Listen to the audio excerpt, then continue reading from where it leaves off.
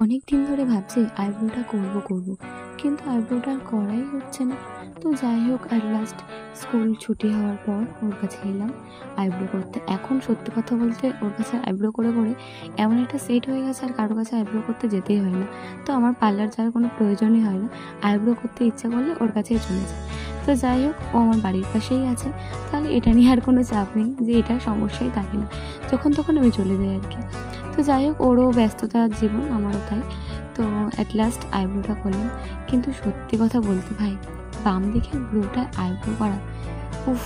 মানে কী যে যন্ত্রণা! মানে মনে হয় যেন কিছু একটা, মানে কী বলবো, যাদের সাথে হয় তারাই জানে আর কি।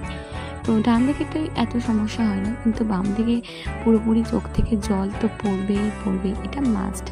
আমার বাম দিকের আইব্রোতে প্রচুর সমস্যা। তোমাদের কার কার এমন সমস্যা আছে অবশ্যই কমেন্ট করে জানিও। তো যাই হোক তারপর বিকালে টিউশন ছিল এবং তারপর সন্ধ্যেবেলা আমি বসে পড়েছি আমার সেলাইয়ের কাজ নিয়ে। কিন্তু যাই হোক বেকার করা চুড়িদারটা, কারণ আমার টার্গেট সজ্জা হবে না। কেন হবে না, নেক্সট ভিডিওতে আবার তোমাদের সাথে শেয়ার করবো।